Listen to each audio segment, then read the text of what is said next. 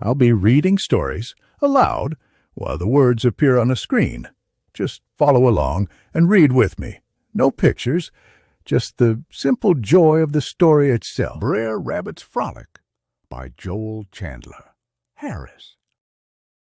The little boy, when he next saw Uncle Remus, after hearing how the animals went to the barbecue, wanted to know what happened to them. He was anxious to learn if any of them were hurt by the dogs that had been chasing Brother Rabbit. The old darky closed his eyes and chuckled.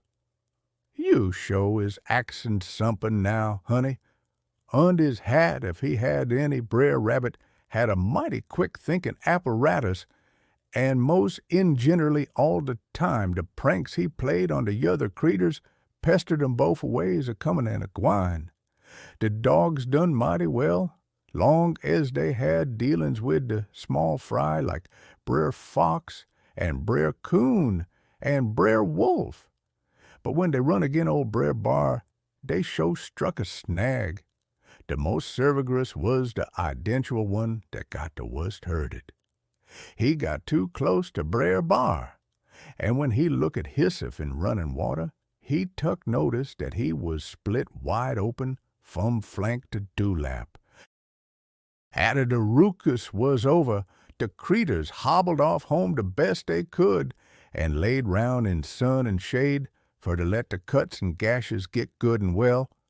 When they got so they could sagashwate and pay the party calls, they gree for to ensemble summers and hit on some plan for to outdo Brer Rabbit. Well, they had the ensembly, and they jowered and jowered as like yo do when he ain't feelin' right well. But bimeby they agreed upon a plan that looked like it mought work. They agreed for to make out that they gwine to have a dance. They knowed that old Brer Rabbit was allers keen for dat, and they say they'll give him a invite, and when he got there, they'd ax him for to play the fiddle, and if he fuse, they'll close in on him and make way with him. So fur, so good, but all the time they was jowerin' and confabbin', old Brer Rabbit was settin' in a shady place in the grass, a-hearin' every word they say. When the time come, he crope out, he did, and run around. And the fust news they knowed, here he come down the big road, bookety-bookety, same as a hoss that's broke through the pasture fence. He say, says he, "Why, hello, friends, and howdy too, Casey. I ain't seed you all since the last time. What a name of goodness has you been these odd come shorts? And how did you fare at the barbecue? If my two eyeballs ain't gone and got crooked, dar's old Brer Bear, him or the short tail and sharp tush, the very one I'm a-huntin' fer.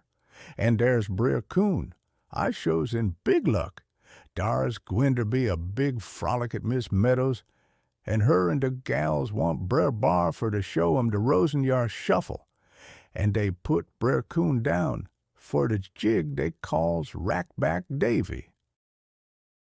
I'm to play the fiddle, sompin' I ain't done since my oldest gal had the mumps and the measles, both the same day and hour.